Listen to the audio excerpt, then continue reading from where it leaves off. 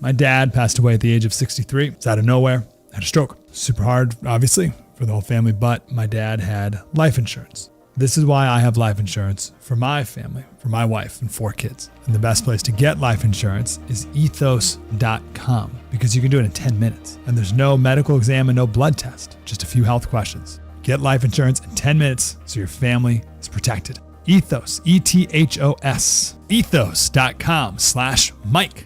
My name is Dale Pazinski. I volunteer with United Way to help the homeless in my community learn computer skills and build a basic resume. I don't just wear the shirt, I live it.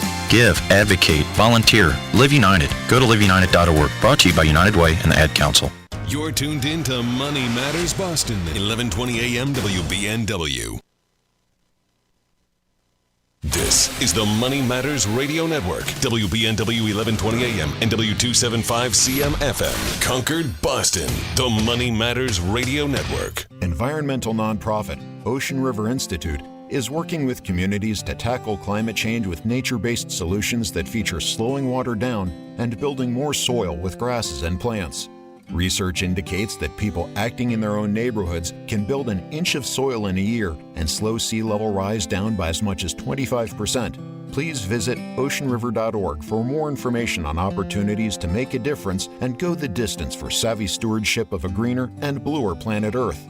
Mark Vonner is the CEO of Veterans Development Corporation. Mark is a career military man, having served for nearly 20 years, and we are so thrilled to have him and his company as a key partner and the presenting sponsor of the DAV 5K Boston. Mark comes from a proud military family, including his father Victor and his brother Timmy. Mark talks often about how serving his country was one of the greatest achievements of his life, and that's one of the key reasons that he chooses to give back to this special community. Mark is honored to continue his legacy that his father started when he built Veterans Development Corporation. Working to help many disabled veterans and their families has become a lifelong goal for Mark, and it's why he's taken the time to fully support the DAV Department of Massachusetts. You can join Mark Vonner and Veterans Development Corporation and help our great American heroes today by making a donation or becoming a sponsor. Simply visit dav5k.boston. That's dav5k.boston.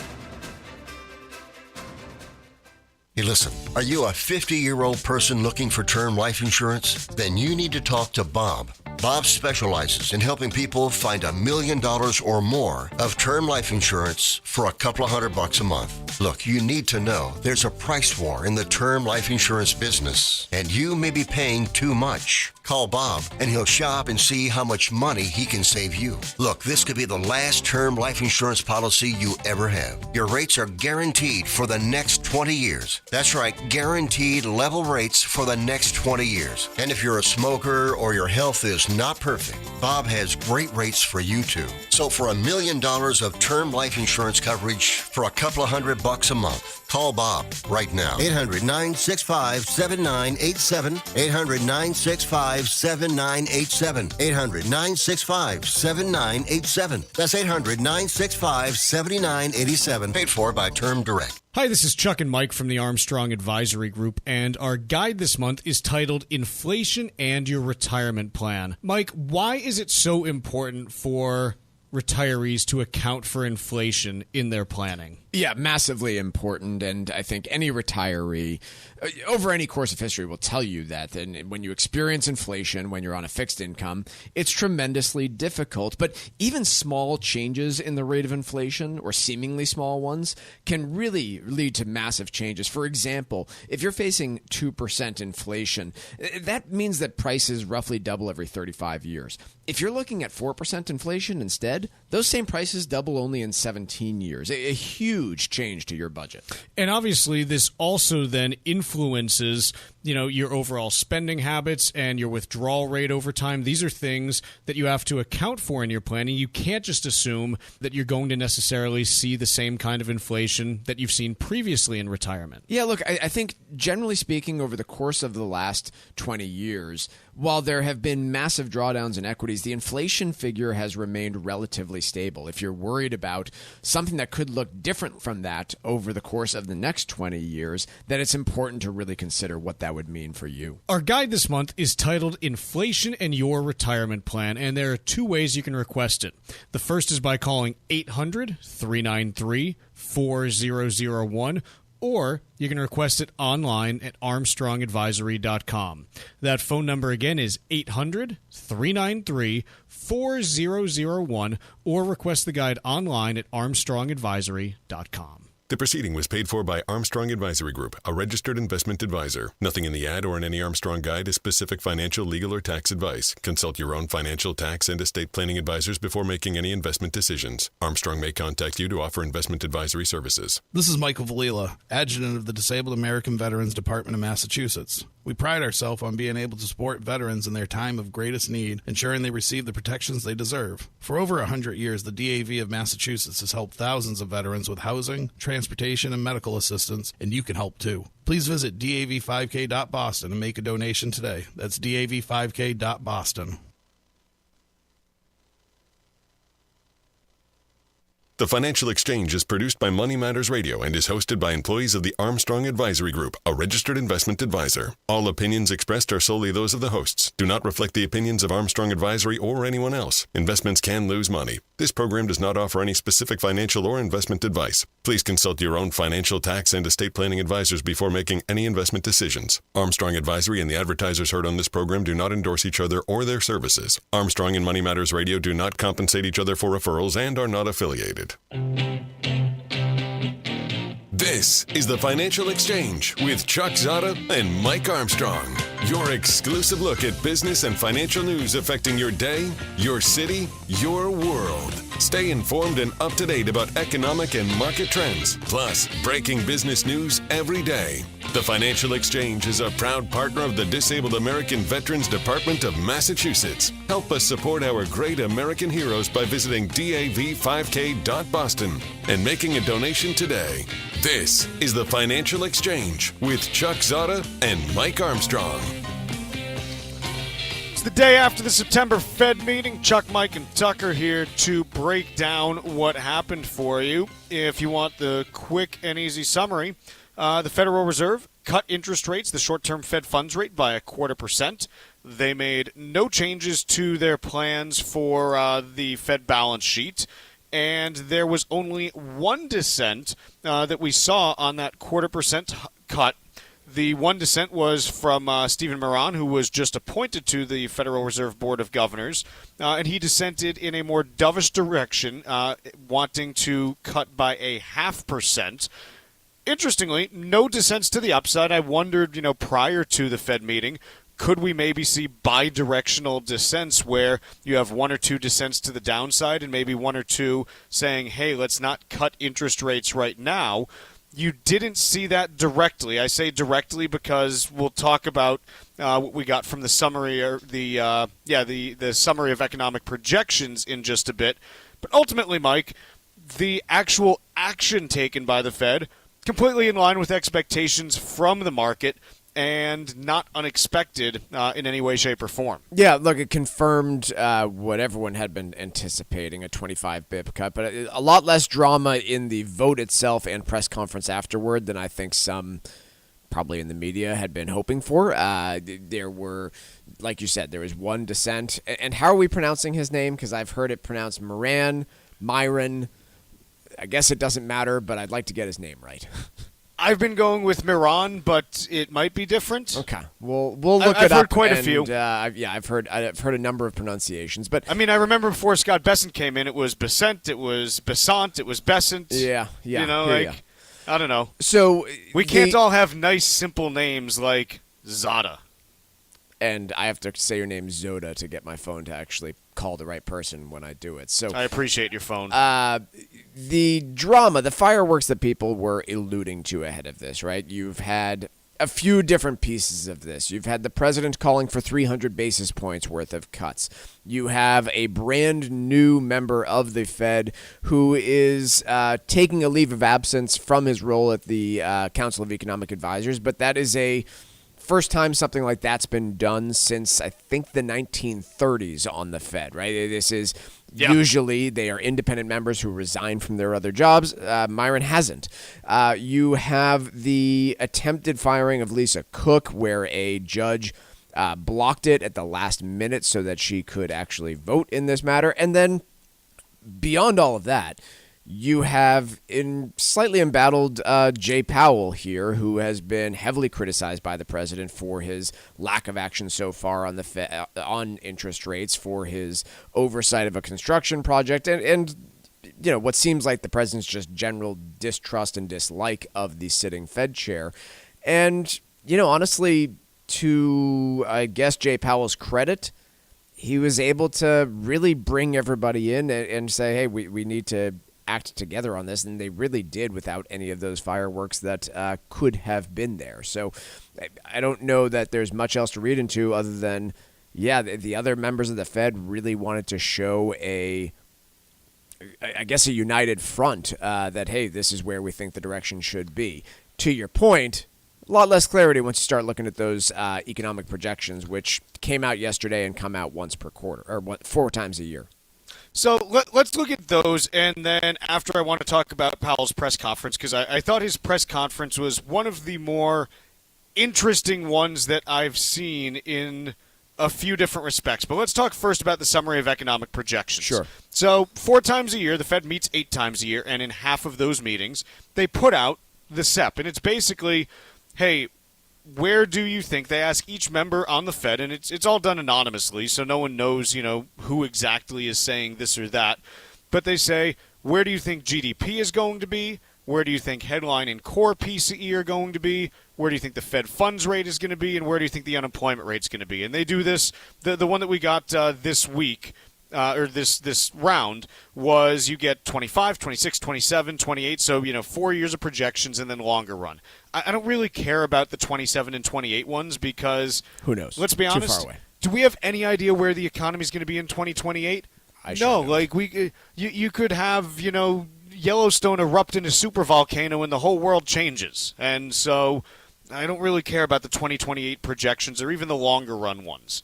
What I do find interesting are the 25 and the 26 ones. And let me give kind of the base summary that we have here. For 2025, they guided up growth from 1.4 to 1.6%. Okay, good. So they think growth is going to be stronger than they thought 3 months ago. For 26, same thing. They guided that growth would be 1.8 versus 1.6%. Okay, these are good things. Headline PCE. For this year, they still think it's going to come in at 3% versus versus 3% last time. So no change there. They do think headline PCE is going to be a little hotter next year. So 2.6 versus 2.4. So growth's going to be stronger next year, but inflation's going to be a little bit higher as well. Okay. Core PCE, they still think is going to be 3.1 this year, same as the last time. For next year, they think it's going to be 2.6 versus 2.4. So again, just saying even core inflation going to remain a bit more elevated than they thought. In March, by the way, they thought it would be 2.2 for next year. So up 0.4% since their March estimate. Fed funds rate, they think at the end of this year it's now going to be 3.6 versus 3.9 in the previous meeting, and for 26 it's going to be 3.4 versus 3.6. So this is the first place where we start to get some real meat here that you can talk about. They're now pricing in one additional cut this year than they previously were. So previously they were guiding towards 2 cuts. They're now guiding towards 3 by the end of the year. Kind of matches what the market was expecting. That's firmed up a little bit in the last couple weeks. And the place where there's divergence from the market was expecting 3 cuts next year. Fed basically is guiding towards only 1. That's a divergence there, yeah. And that's why, in my opinion, you see kind of the intermediate from the belly out on the yield curve, from basically like the 2-year on up through the 30-year. Bonds have been selling off since the Fed meeting, is because they're not guiding as dovishly longer term. So I think that kind of meshes with what you're seeing there. Unemployment rate. They think this year's still going to finish at 4.5. Next year they think will finish at 4.4 versus 4.5 previously. So you take this and you say, okay, what does this mean they think the economy is going to be doing? GDP is going to be up, so hotter growth. Inflation is going to be higher than they projected. So that tells you higher nominal growth, not just higher, real growth. But they're going to cut more than expected, and unemployment's going to be lower. So pretty much it's the Fed saying, yeah, we're willing to let things run a little hot, but we're not going to confirm 3 cuts next year because that would be too hot, is the message that I think they're sending. I tend to agree, yep. It's kind of a messy SEP this time around. Nothing's quite pointing in a clear direction. Now, there are a couple of interesting things because the numbers that I just gave you were basically the median of the people that the Fed asks on this. But you do also get what's called the dot plot, which shows you where, specifically for the Fed funds rate, where members are saying, hey, this is my mark as to, where I think the Fed funds rate is going to be in these times. It's still done anonymously, so you don't know who is who. But you do get a couple of interesting things here. I think I know who one of them is. I think we have a pretty good idea whose dot is at the bottom, and that's Steve Myron's. And that's because he's saying there's one dot saying Fed funds rate should be 2.9% by the end of this year, which is an additional 1.25% in cuts from where we are today. Given that he was the only one to dissent at 50 basis points, I think we have a pretty good idea that that's him. The one that's really interesting to me. Hike. There's one dot saying 0.25% hike from where we are today.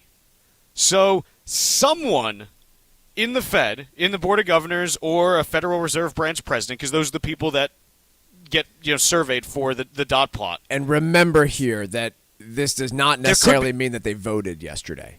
No, because it could be a non-voting president. Remember, the presidents rotate through, so it could be a non-voting member, and so it doesn't necessarily matter. But there's someone on the Fed board or a Fed president who said, yep, I got 0.25 percentage point in rate hikes by year end. That's kind of interesting to me. Yeah. So that's what we've got on kind of the summary of economic projections. Let's take a quick break. When we come back, I want to talk a little bit about Jay Powell's press conference because really interesting one for me, and I don't want to spoil it, so let's just take a quick break. We'll talk about why I thought this was one of Powell's most interesting press conferences right after this. The Financial Exchange streams live on YouTube. Like our page and stay up to date on breaking business news all morning long. This is the Financial Exchange Radio Network. This month's free guide from Cushing & Dolan is called IRA and Life Insurance Planning, Estate Tax Strategies and Nursing Home Protection. Learn how naming your estate a beneficiary can reduce estate taxes, protect assets from nursing home costs, and avoid the 5-year Medicaid waiting period. Call 866-848-5699 to get your free guide today, or request it online at LegalExchangeShow.com. The proceeding was paid for and the views expressed are solely those of Cushing & Dolan. Cushing & Dolan and or Armstrong Advisory may contact you offering legal or investment services. Cushing & Dolan and Armstrong Advisory do not endorse each other and are not affiliated. This is Michael Valila, Adjutant of the Disabled American Veterans Department of Massachusetts. The DAV of Massachusetts has helped me and countless others adjust to civilian life through a variety of incredible programs. Through our local Veterans Assistance Program, we provide necessary services to veterans and their communities, such as food shopping, landscaping, and companionship, but we need your support. You can help by making a donation today. Please visit dav5k.boston. That's dav5k.boston.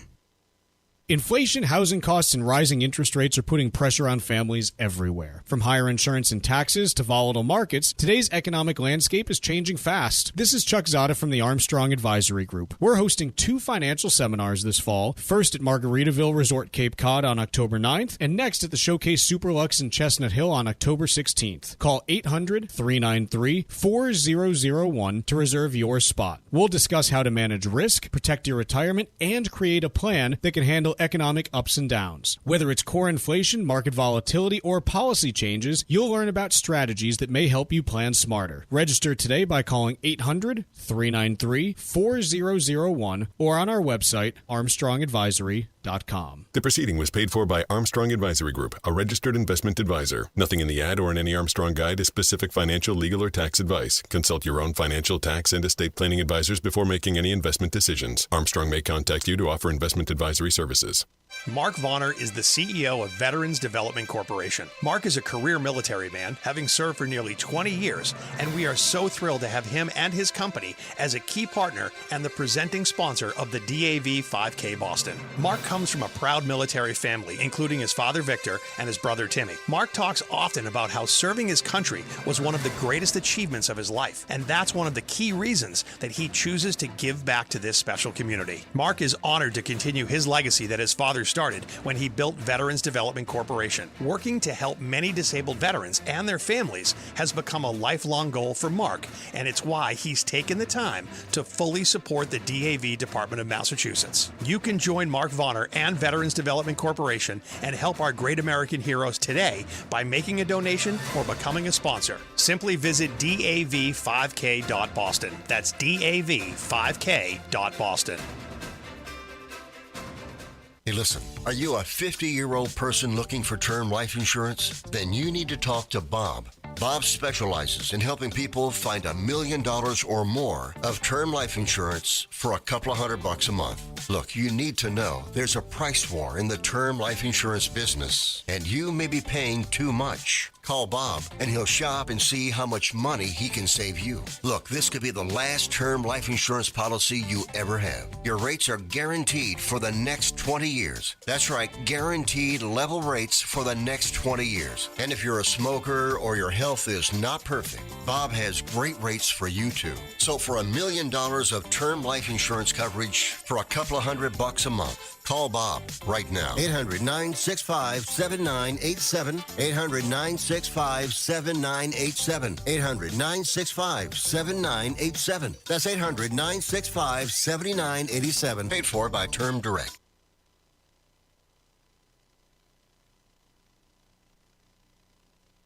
Miss any of the show? The Financial Exchange Show podcast is available on Apple, Spotify, and iHeartRadio. Hit the subscribe button and leave us a 5-star review.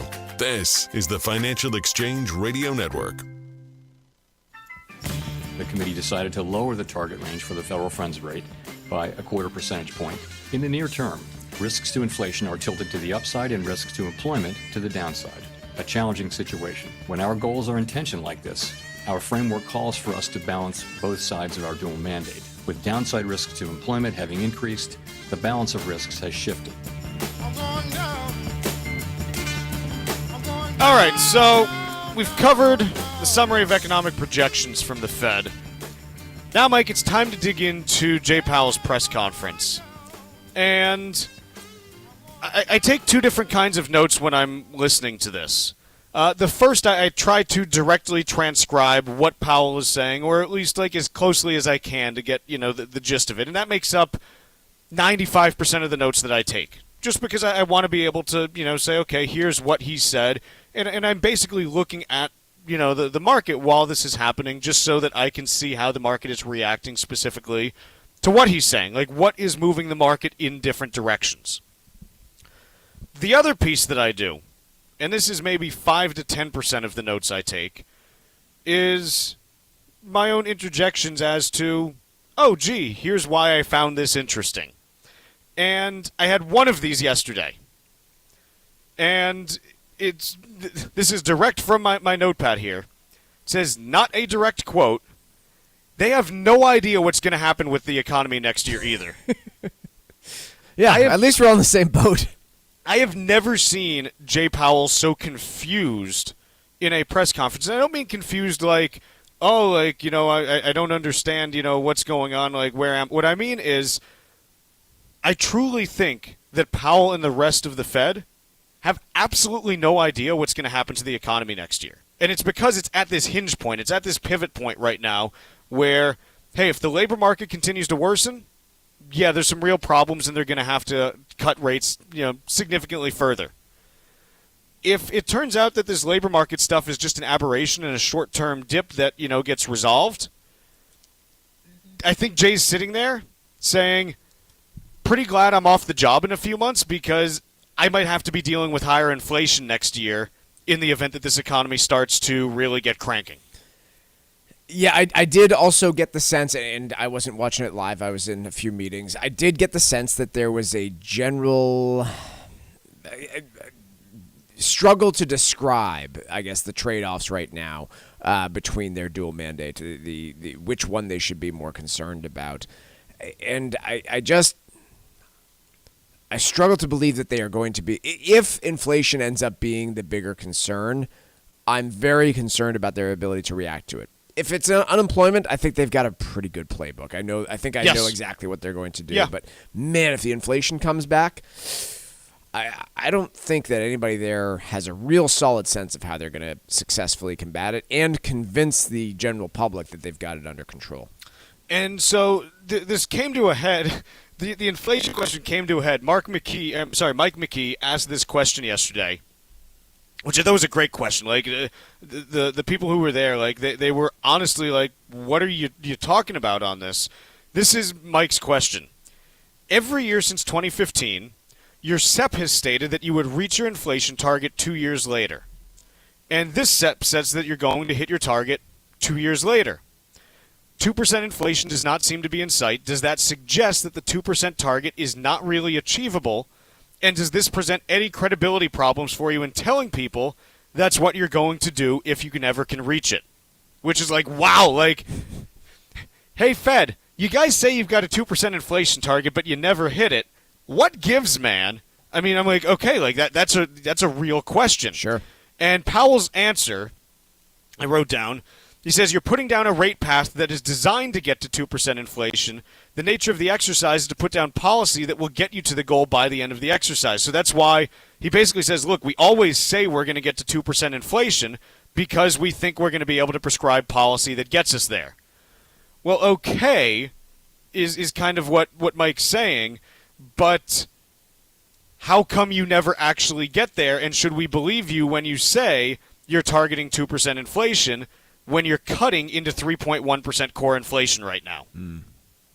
Which I just thought was like a great question on, okay, we believe you on the employment side of things. Because quite honestly, as we've talked about a lot, Powell's Fed has always been dovish when faced with a fork in the road.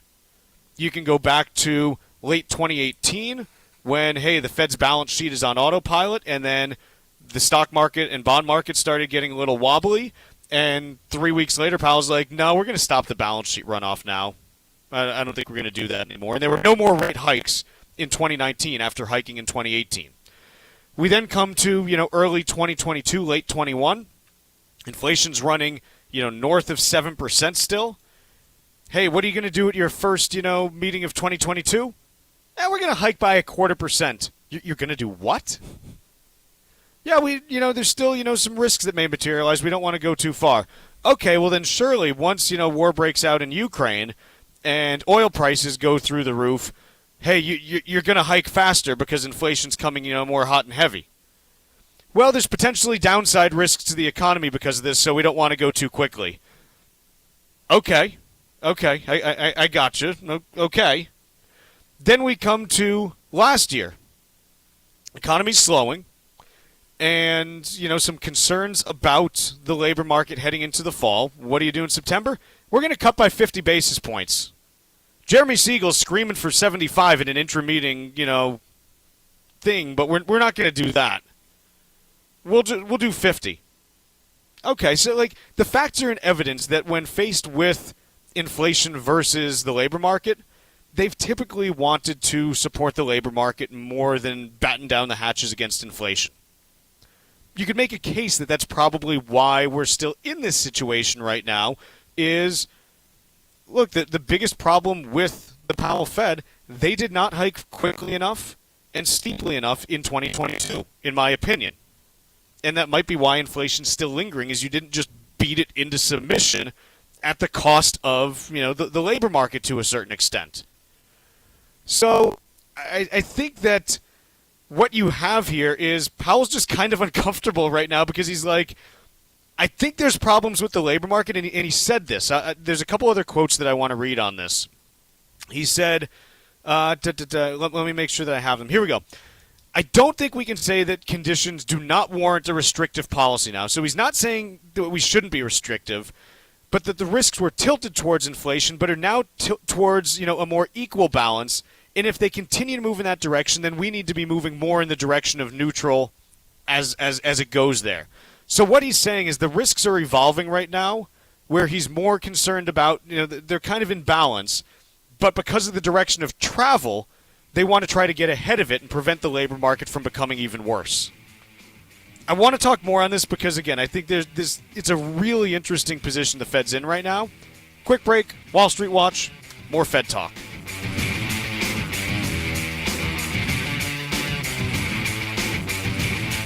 Like us on Facebook and follow us on Twitter @TFE Show. Breaking business news is always first, right here on the Financial Exchange Radio Network. Sometimes we know what's next. Other times, it's impossible to know. Life can change in an instant. Don't be caught standing by the next time someone's heart stops. Knowing CPR gives you the ability to act and takes you from bystander to lifesaver. CPR is a life-saving skill. Join the nation of lifesavers today by learning CPR at heart.org/nation. National support for CPR education provided by Elevance Health Foundation. It happens all over Massachusetts. Can you tie my shoes? In every home and every community. Be careful on your bike. Learning can happen anytime, anywhere. Hi, guys. We'll see you at practice this weekend. And no matter how learning takes place in your family's life, DESE is there as your partner. The Massachusetts Department of Elementary and Secondary Education. Never stop learning. Find out more at mass.gov/back-to-school. Sponsored by the Massachusetts Department for Elementary and Secondary Education. New Englanders love the Caribbean, and now there's a Caribbean travel channel available for you to learn all about Caribbean culture while you're planning your next trip to your favorite island. The TravelShareIt.com marketplace is loaded with information about the arts, festivals, food, and music throughout the Caribbean, and is an interactive website featuring daily travel deals to any island of your choice. Book your next Caribbean vacation on the most comprehensive travel channel for the islands, TravelShareIt.com. That's TravelShareIt.com. This is Michael Valila, Adjutant of the Disabled American Veterans Department of Massachusetts. We focus on the people returning from service, not their specific illness or injury. Our number one goal is to make sure our veterans have the necessary services they need, be it physical, emotional, or financial, so that their transition can be seamless. You can help our great American heroes as well by making a donation today by visiting dav5k.boston. That's dav5k.boston. Hi, this is Mike Armstrong from the Armstrong Advisory Group. One of the biggest risks to retirement isn't just market volatility, it's longevity. People are living 25 to 30 years after they stop working, and that gives inflation plenty of time to work against you. At just 3% inflation, your expenses double in about 23 years. Add to that the fact that healthcare costs typically rise faster than general inflation, and your later years could be your most expensive. Without a plan, that combination can put real pressure on your savings. That's why we've put together a brand new guide called Inflation in Your Retirement Plan. The guide shows you ways to balance longevity risk with rising costs and strategies that may help you make your money last through decades of retirement. Call 800-393-4001 to get your free copy today. 800-393-4001, or you can request it online at armstrongadvisory.com. The proceeding was paid for by Armstrong Advisory Group, a registered investment advisor. Nothing in the ad or in any Armstrong guide is specific financial, legal, or tax advice. Consult your own financial, tax, and estate planning advisors before making any investment decisions. Armstrong may contact you to offer investment advisory services. This is Tucker Silva with the Financial Exchange Show, and I'm joined today by estate planning attorney Todd Lutzke, a partner with the law firm of Cushing & Dolan with a master's in taxation. And today we're talking about choosing beneficiaries for your IRA. Todd, what is the best way to deal with qualified retirement plan assets, and can they be transferred to these irrevocable Medicaid trusts? So this is a tough asset in general. When you're dealing with retirement plan assets, it's difficult from an estate planning standpoint or a Medicaid planning standpoint to deal with them. Why? Because they have both an income tax component and an estate tax component, right? They're taxable when you take them out, and when you die, they're subject to your estate tax. So the general way to do this would be, one, you can name the spouse as the beneficiary of the IRA, or you can name the kids the beneficiary of the IRA, or sometimes you can name the trust the beneficiary or the estate the beneficiary. But it all depends on the size of your estate, the size of the IRA. But the one thing you really can't do is you can't take the asset and transfer it to the irrevocable trust or revocable trust while you're living. Otherwise, it will create a income taxable event. So tough to plan for those in advance unless you name the estate the beneficiary. Educate yourself about the estate planning process. Request your free copy of Todd's brand new guide called Why Name Your Estate an IRA Beneficiary right now by calling 866-848-5699. That's 848-5699, or you can request a copy from their website, legalexchangeshow.com. The proceeding was paid for, and the views expressed are solely those of Cushing & Dolan. Cushing & Dolan and/or Armstrong Advisory may contact you offering legal or investment services. Cushing and Armstrong do not endorse each other and are not affiliated.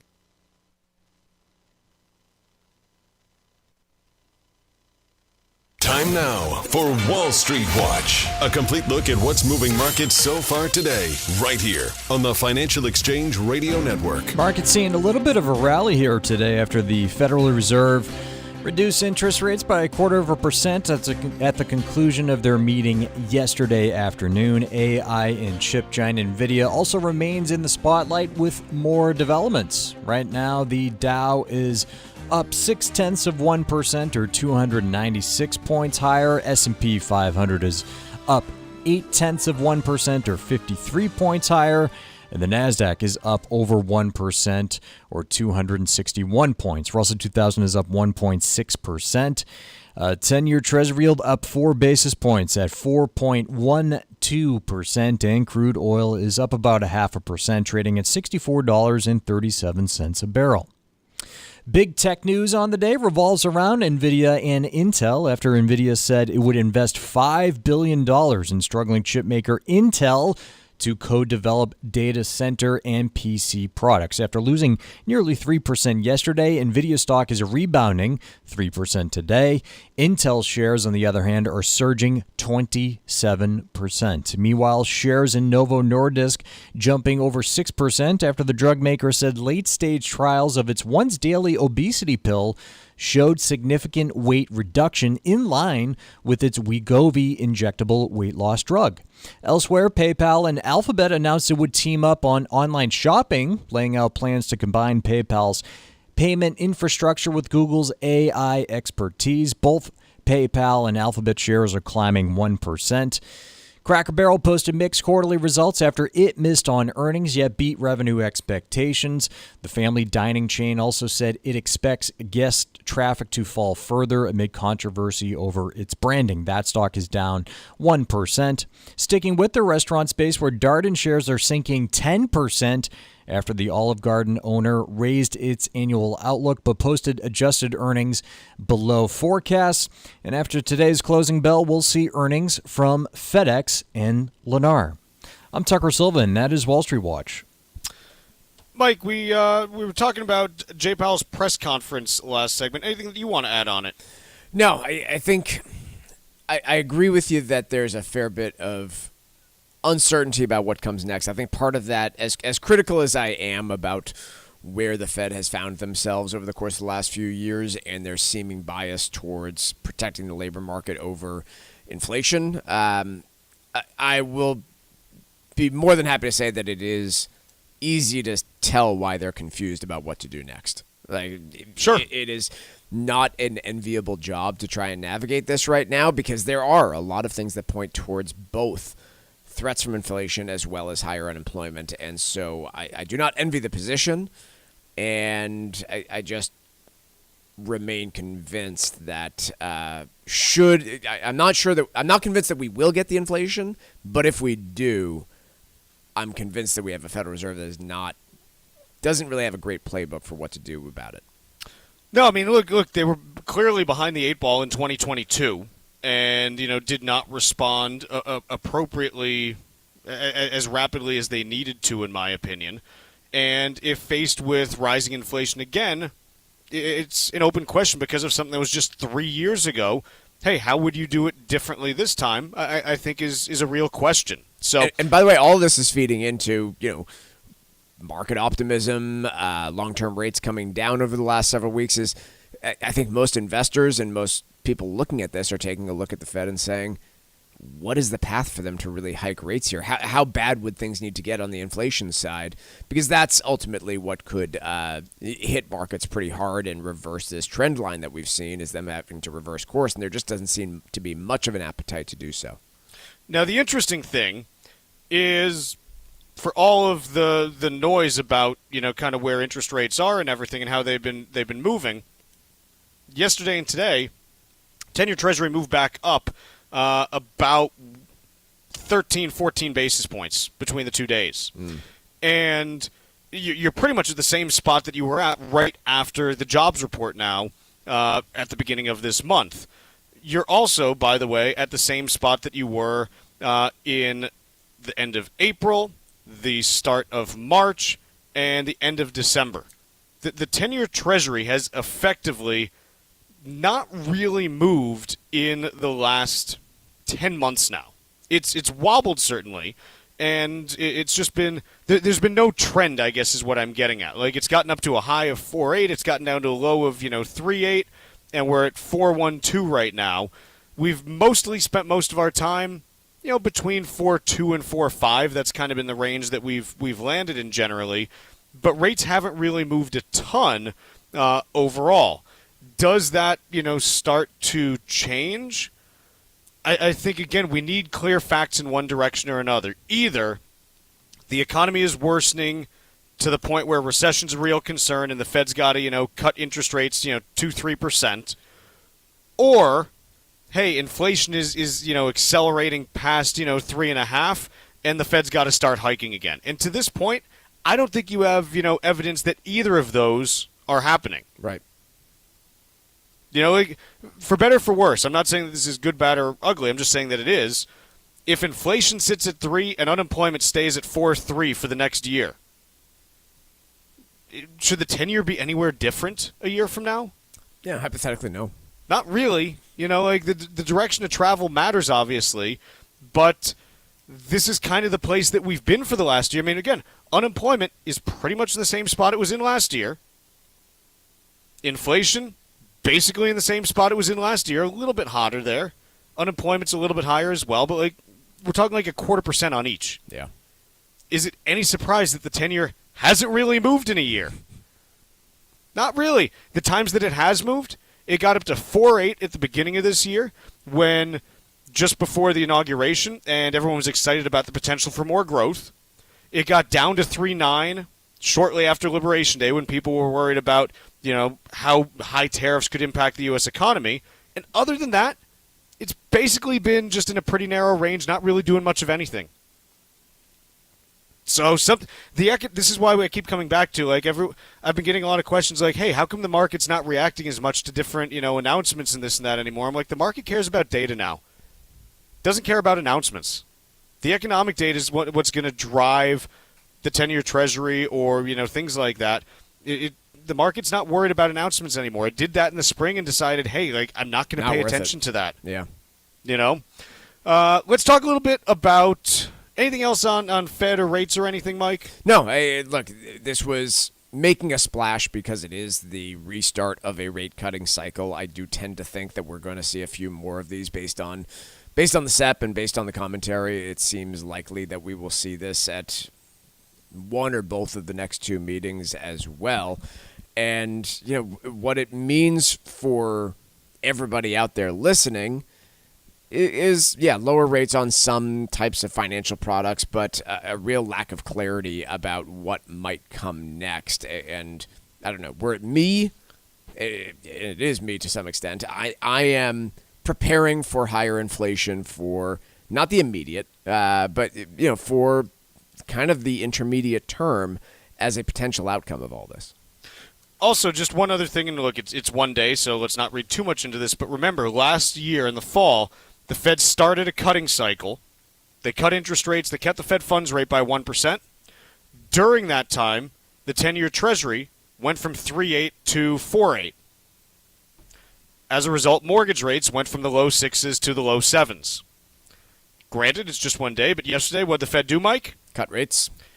30-year fixed-rate mortgage, according to Mortgage News Daily, up 0.09% to 6.22. 10-year Treasury yield up today as well. So, again, just because the Fed is cutting short-term interest rates does not mean that long-term rates move in lockstep. They may not, but this is something that I just like to remind people of. The Fed does not control mortgage rates directly. They do control the short-term Fed funds rate, but longer-term rates, like mortgages, can move in different directions based on market behavior.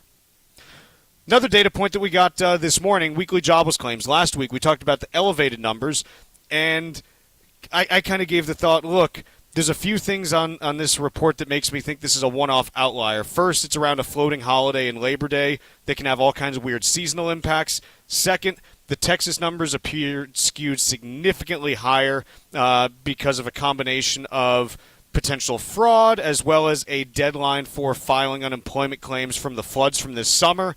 And so we kind of looked at it and said, pretty unlikely that you see this repeat, but if it does, it's cause for concern. The good news, this week it did not repeat. Claims fell from 264,000 on a revised basis down to 231,000. So you can at least for now just kind of write that off as a one-off. Yes, claims are still moving up at a rate of 6-7% year over year, but it's not something where we were seeing this potential jump in claims that suggested a shift in the labor market in terms of more firings and layoffs. And so I think this is good news that claims came back down here. It suggests that the labor market remains, tentative and somewhat weak on the hiring side probably, but there's no real uptick that I'm seeing at this point in terms of firings. And I think that's good news that the labor market doesn't appear to be, worsening exponentially. It's just kind of a gradual weakening that we've seen over the course of this year.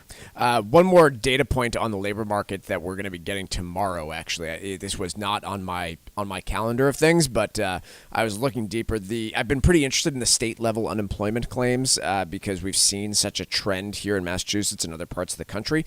That's actually due out tomorrow at 10 a.m., so I'll be interested to see. We've seen a dramatic uptick in some parts of the country on unemployment, and we will get that state-by-state level data for August tomorrow morning at 10, so something else to cover tomorrow. Let's take a quick break here. When we come back, we'll talk about how to handle a job market that might be a little bit worse than it looks right after this. The Financial Exchange streams live on YouTube. Subscribe to our page and stay up to date on breaking business news all morning long. This is the Financial Exchange Radio Network. Mark Vonner is the CEO of Veterans Development Corporation. Mark is a career military man, having served for nearly 20 years, and we are so thrilled to have him and his company as a key partner and the presenting sponsor of the DAV 5K Boston. Mark comes from a proud military family, including his father Victor and his brother Timmy. Mark talks often about how serving his country was one of the greatest achievements of his life, and that's one of the key reasons that he chooses to give back to this special community. Mark is honored to continue his legacy that his father started when he built Veterans Development Corporation. Working to help many disabled veterans and their families has become a lifelong goal for Mark, and it's why he's taken the time to fully support the DAV Department of Massachusetts. You can join Mark Vonner and Veterans Development Corporation and help our great American heroes today by making a donation or becoming a sponsor. Simply visit dav5k.boston. That's dav5k.boston. This month's free guide from Cushing & Dolan is called IRA and Life Insurance Planning, Estate Tax Strategies and Nursing Home Protection. Learn how naming your estate a beneficiary can reduce estate taxes, protect assets from nursing home costs, and avoid the 5-year Medicaid waiting period. Call 866-848-5699 to get your free guide today, or request it online at LegalExchangeShow.com. The proceeding was paid for and the views expressed are solely those of Cushing & Dolan. Cushing & Dolan and/or Armstrong Advisory may contact you offering legal or investment services. Cushing & Dolan and Armstrong Advisory do not endorse each other and are not affiliated. This is Michael Valila, Adjutant of the Disabled American Veterans Department of Massachusetts. The DAV of Massachusetts has helped me and countless others adjust to civilian life through a variety of incredible programs. Through our local Veterans Assistance Program, we provide necessary services to veterans and their communities, such as food shopping, landscaping, and companionship, but we need your support. You can help by making a donation today. Please visit dav5k.boston. That's dav5k.boston. This fall, why just watch the leaves change when you could watch the sunset over turquoise waters? The U.S. Virgin Islands are your perfect fall escape. Set sail on the sparkling blue sea, snorkel colorful reefs, kayak through calm lagoons, or try to reel in the big one with world-class sport fishing. Then, explore Charlotte-Amalie, the capital of St. Thomas, with its historic streets and duty-free shopping. Ferry to St. John's Virgin Islands National Park for hiking and secluded beaches. And finally, experience the culture, festivals, and rum of St. Croix. 3 incredible islands, countless experiences, and something for everyone to enjoy. With easy travel from New England, no passport required for U.S. citizens, and no money to exchange, paradise is closer than you think. So why wait? This can be the season you fall naturally in rhythm with the heartbeat of the islands in America's Caribbean. The U.S. Virgin Islands. Plan your getaway now at visitusvi.com. That's visitusvi.com. Here at the Massachusetts Department of Elementary and Secondary Education, we are committed to all students not only attending, but succeeding at school. Your presence is powerful. Share why you attend at doe.mass.edu. Sponsored by the Massachusetts Department of Elementary and Secondary Education. Let's talk LDL. AKA bad cholesterol. The higher your LDL cholesterol, the higher your risk of a heart attack or stroke. Your health matters. Know your number. Talk to your doctor and get your cholesterol checked. And learn how to help lower your LDL bad cholesterol. Because your health is in your hands. Find out more at heart.org/LDL.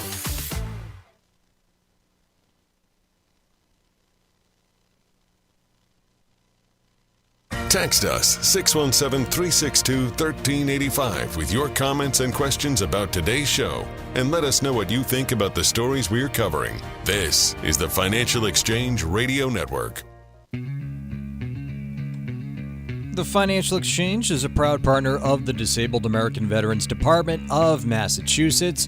Register now for this year's DAV 5K on Saturday, November 8th at Castle Island before it sells out. Slots are going quickly, so if you'd like to take part, please visit dav5k.boston to secure your spot. Your participation helps provide vital services like free transportation to medical appointments and safe housing for single veterans and their families. Sign up or donate today at dav5k.boston. That's dav5k.boston. Mike Peace in the Wall Street Journal, titled How to Handle a Job Market That's Worse Than It Looks. The subheader, it's time to change your attitude and approach as the gloomier employment picture comes into focus. And this gets to the fact that one of the things Powell said yesterday is, like, look, we're in this unusual situation right now where both the supply of workers and demand for workers have come down quite sharply, but the demand for workers is falling a little bit faster right now, and that's why unemployment is edging up a little bit. Not a ton, but just a bit. And so even though there's not a lot of firing out there, hey, if you look at this job market, it's a very slow hiring pace right now.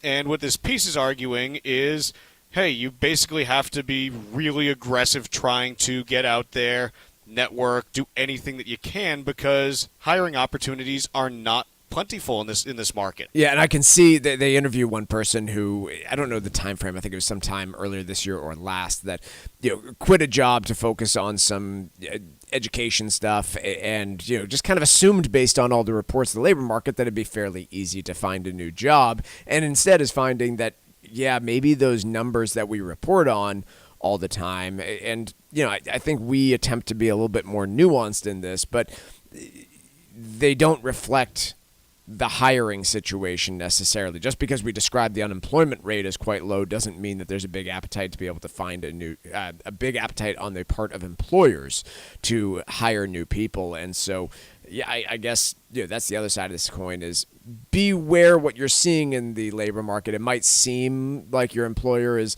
desperate to hold on to you, but yeah, we're finding that on the other side, it's pretty tough to find that new work based on just the pace of those hirings. Hey, this fall, why just watch the leaves change when you could watch the sunset over turquoise waters? Well, the U.S. Virgin Islands are your perfect fall escape. Set sail on the sparkling blue sea, snorkel colorful reefs, kayak through calm lagoons, or try to reel in the big one with world-class sport fishing. Then explore Charlotte-Amalie, the capital of St. Thomas, with its historic streets and duty-free shopping. Ferry over to St. John's Virgin Islands National Park for hiking and secluded beaches. And finally, experience the culture, festivals, and rum of St. Croix. 3 incredible islands, countless experiences, and something for everyone to enjoy.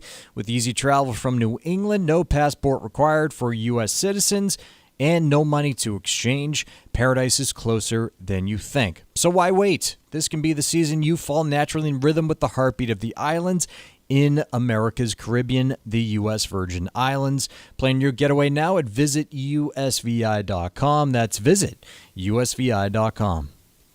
Mike, in the high-end credit card wars, American Express upping their fee on their Platinum card to $895.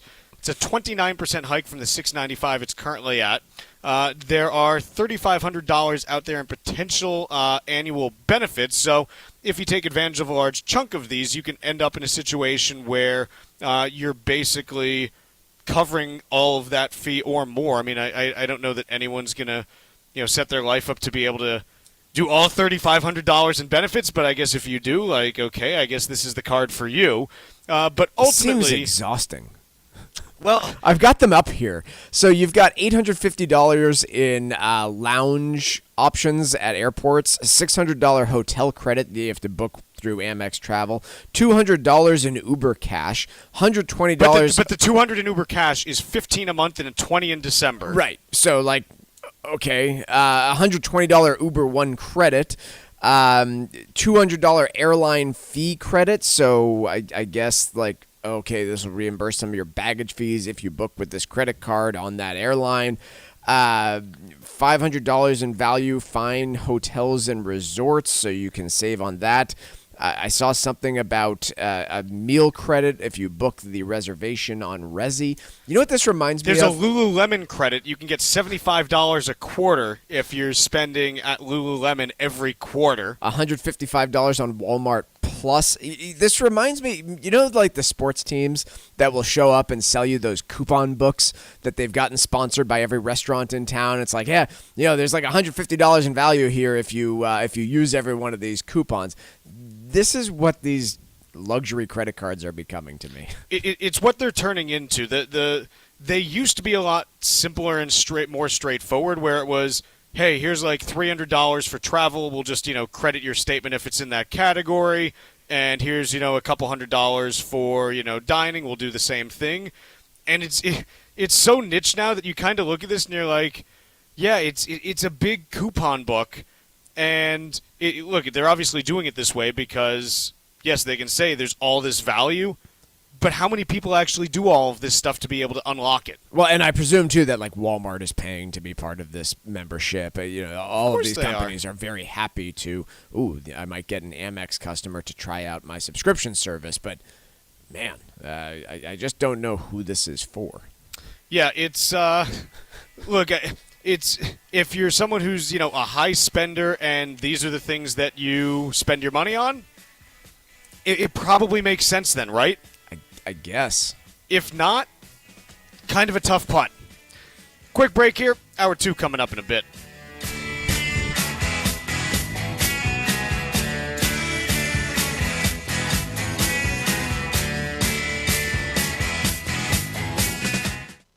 Are you over the age of 50? Want peace of mind and financial security for your family? Here's an important message to you from Senior Care USA. The average funeral now costs over $10,000. That leaves your loved ones the burden of paying your debts and funeral costs. Our plans start as low as $1 per day and will pay your family up to $30,000 to help pay for your funeral and other expenses. There are no medical exams. Your rates will never increase, and your plan cannot be canceled, regardless of of your medical conditions as long as you make your premium payments. Get up to $30,000 in final expense insurance. Call now for free information. Just answer a few simple questions and get approved right over the phone in just a few minutes. Call right now. Call 800-378-3818. 800-378-3818. 800-378-3818. That's 800-378-3818. Did you outgrow your timeshare and now you want out? But you can't. You can't sell it, and you can't get out of the contract. Imagine trying to get out of your mortgage. That's what a timeshare is. You can't just call up the bank and say, I don't want to pay it anymore. But we may be able to help you do just that. Listen, a timeshare maybe for you once was a great thing, but now you don't use it much. And they are not easy to get rid of. Plus, you do have to pay for it every month. Qualified timeshare owners can get out of their contract legally and permanently without ruining your credit or even filing bankruptcy. And imagine no more mortgage payment or fees. Call the Timeshare Exit Hotline qualification line now. It's free to learn more. 800-455-7967. 800-455-7967. 800-455-7967. That's 800-455-7967. Paid for by Timeshare Defense. Hey, listen, are you a 50-year-old person looking for term life insurance? Then you need to talk to Bob. Bob specializes in helping people find $1 million or more of term life insurance for a couple of $100 a month. Look, you need to know there's a price war in the term life insurance business, and you may be paying too much. Call Bob, and he'll shop and see how much money he can save you. Look, this could be the last term life insurance policy you ever have. Your rates are guaranteed for the next 20 years. That's right, guaranteed level rates for the next 20 years. And if you're a smoker or your health is not perfect, Bob has great rates for you too. So for $1 million of term life insurance coverage for a couple of $100 a month, call Bob right now. 800-965-7987. 800-965-7987. 800-965-7987. That's 800-965-7987. Paid for by Term Direct. This is the Money Matters Radio Network, WBNW 1120 AM and W275 CM FM. Concord, Boston, the Money Matters Radio Network.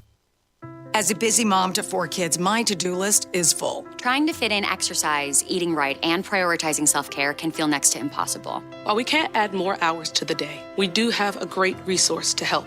Go Red for Women has easy tips, tools, and information to help you and your family live a healthier life. So to all the moms, the aunts, grandmothers, and amazing women out there doing it all, visit goredforwomen.org/momlife today. You take care of them, Go Red for Women will take care of you.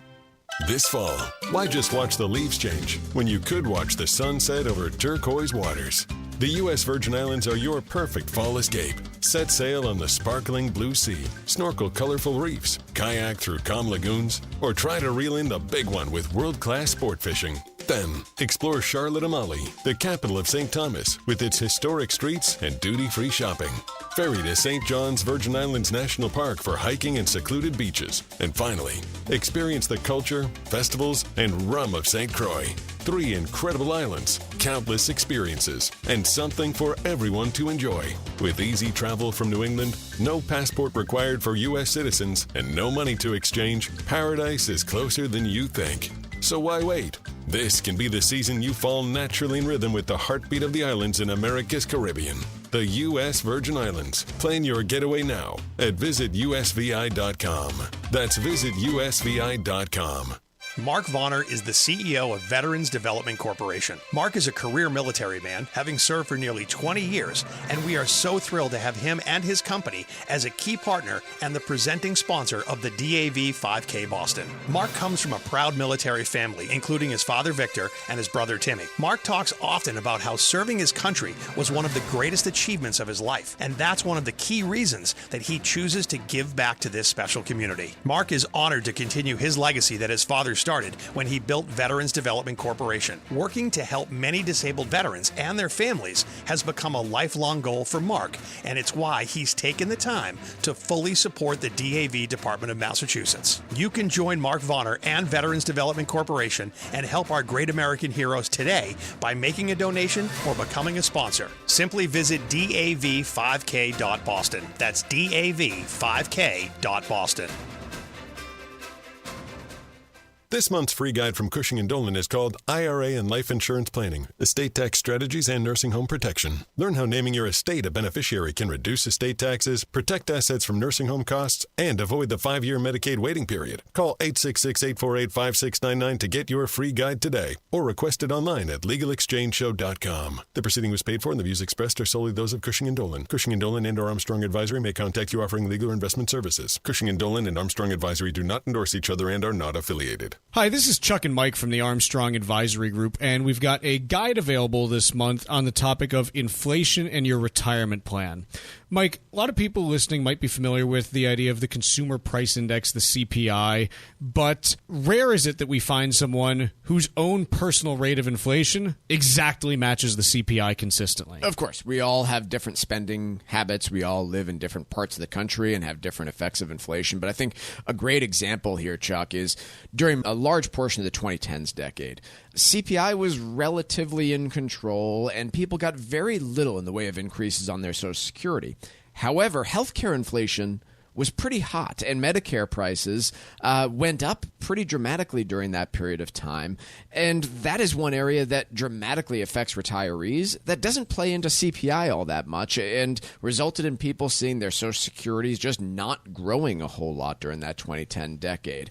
And so you really do have to evaluate the risk of, hey, here are my spending categories, and how might things like changes to the labor market or changes to energy markets, if I live here in the Northeast and I can't get natural gas and I'm instead relying on oil prices, how could those changes really affect my future finances? Folks, our guide this month is titled Inflation in Your Retirement Plan, and the way to request it is by calling 800-393-4001. You can also request it online at armstrongadvisory.com. The guide again is Inflation in Your Retirement Plan, and that phone number to call is 800-393-4001. The proceeding was paid for by Armstrong Advisory Group, a registered investment advisor. Nothing in the ad or in any Armstrong guide is specific financial, legal, or tax advice. Consult your own financial, tax, and estate planning advisors before making any investment decisions. Armstrong may contact you to offer investment advisory services.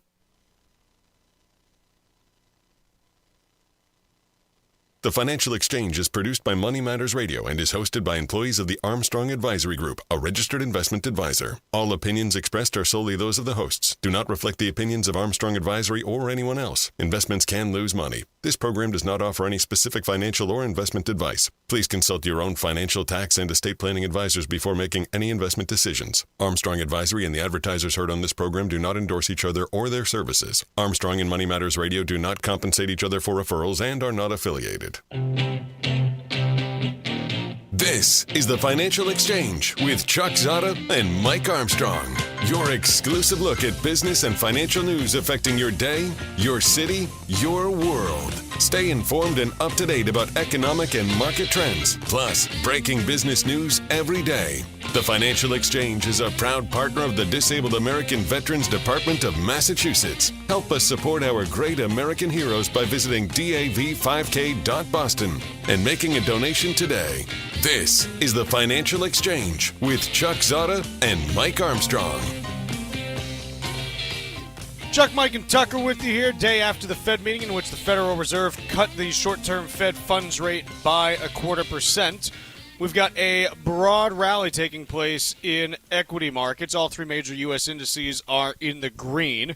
The Dow Jones Industrial Average up 101 points, about 0.25%.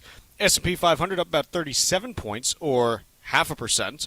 And the NASDAQ is currently up 240 points, about 1%. So remind me if you've heard this story before. Tech is kind of leading the way for the stock market, and thank you for your time and attention.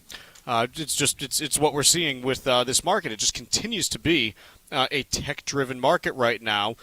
Today, coming out of the semiconductor space, which was not in a good spot yesterday on some negative news for Nvidia. But we've got some other Nvidia-related news that we're going to get to in just a second once we finish going through markets. 10-year Treasury selling off very modestly, up 4.6 basis points to 4.122%. We've got oil today. Let's see. Oil's basically flat, up 12 cents a barrel on West Texas Intermediate to 64.17. And we've got gold today selling off on some renewed dollar strength. This has gold currently down 44.30 an ounce to 36.73 and 50 cents. Gold obviously has been on a tear the last few weeks, so a little consolidation. Not entirely unexpected, and we'll see where it goes from here. Also, one other interesting data point, Mike, on the weekly jobless claims stuff. Please. So the initial claims came in back in line with where you want to see them. They dropped from 264,000 to 231, as we kind of suspected they would come down because of a couple reporting anomalies last week. We've got a new reporting anomaly this week, though, Michael. Oh, good. It's not on the initial claim side. It's on the continuing claim side. And we're going to hop on the old covered wagon and travel down to North Carolina. I don't know why you do that. That's more kind of going out west. Yeah, that's pretty directly south. Yeah. Yeah. Well, we can hop on, a nice little plane and head down to North Carolina. How's that? Seems more 21st century. Thank you. That does seem better. If we were going to Oregon, we would hop in the covered wagon. Yes. Correct? Yeah. Okay. We can agree there. So, North Carolina. Last week, they reported 20,535 continuing unemployment claims. This week, 205. Seems off. The lowest they've ever had prior to this was around 12,000. So it's pretty unlikely that they have just 200 people on continuing claims. So the continuing claims data for next week is likely to be revised up pretty significantly, just because I don't think North Carolina suddenly had 99% of the people on unemployment go off unemployment. It's never happened before in a single week. So does that's, anyone look at this stuff before they publish it? I have to no the idea. nation? Like, do you think someone from the BLS would just call North Carolina, like whoever sent this in, and be like, George, hey Billy, did your claims really decrease by 99% this week? Oh no, they didn't. Oh, okay, yeah. Great. Why don't you send us your new claims then, and we'll get this processed? Yeah. It just seems to me like maybe there should be a little communication there. Yeah. But hey, who am I to say that maybe you would give it a critical eye and be like, maybe that didn't happen. Let's talk about something that did happen though. Intel is getting $5 billion from Nvidia. I'll quote here from Bloomberg. Nvidia agreed to invest $5 billion in Intel Corporation and said the two will co-develop chips for PCs and data centers, a surprise move to help prop up an ailing arch rival that sent Intel shares soaring. What do you think, Chuck? Vote of confidence or tagging along with the U.S. government here? Remember that the U.S. government just made an investment in Intel, a month and a half ago? Can it be both? Yeah. I don't know that I would represent a whole bunch of confidence out of this investment, though. It seemed, I don't know, it's hard to read into it. I suppose you don't just throw money away, but if you're looking to get on the government's good side, I can see why you might want to do this as NVIDIA. Well, here's the thing. NVIDIA, it's pretty clear to me that NVIDIA CEO Jensen Huang has a pretty close relationship with President Trump. Seems like it. They've been in pretty close contact since late spring, and so I think that there's a pretty close relationship there. It's hard for me to imagine, A, that this deal doesn't happen without some communication with the executive branch. Agreed. But B, it's also clear to me that NVIDIA doesn't just throw $5 billion around for no reason. They must think there's something there that they can get as well. Now, exactly how this is going to take shape is still an open question, because basically what's being outlined here, NVIDIA's going to buy shares in Intel stock in order to process the investment. And Intel will then use NVIDIA's graphics technology and upcoming PC chips, and also provide its processors for data centers built around NVIDIA hardware. I don't know why that is a market. Like, is anyone building data centers right now being like, hey, this would be much better if we bought some Intel chips too? It would seem to me if they thought that, they would be doing so. They would already be doing it. They didn't offer a timeline for when these first parts would go on sale, and says the announcement doesn't affect their individual future plans. So I'll tell you the place that my head did go to immediately after seeing this. How long do you think it is until Nvidia buys out Intel entirely?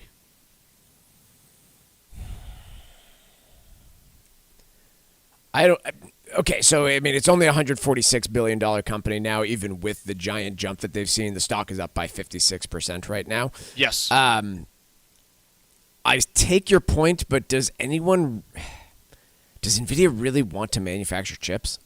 This is exactly how Intel got to where they are in the first place. Just hear me out on this, because my wheels got turning as soon as I saw this. I'm like, okay, like, NVIDIA's going to want the whole thing at some point. This is like an entry into where they're going. If NVIDIA were able to make their own chips, they need a couple things. There's a couple things that need to happen, obviously. The first is they need someone with know-how to make chips. Intel, for all of its flaws and foibles and this and that, they can make chips. They might not be the best ones right now, but they can make chips. They can technically do so, but have failed to make anything that people want to buy for the latest and greatest technology now for the better part of a decade. A while. But maybe this partnership starts to get them on track in terms of just, hey, here's what we're trying to design. Can you help us, with manufacturing this and that? I don't know. The other piece is if there's one major risk that NVIDIA has right now, it's they are dependent on one supplier, Taiwan Semiconductor, who the stuff that they're buying from them is manufactured entirely outside the United States. Yeah. In Taiwan, in an area that's directly threatened by the Chinese government. All true.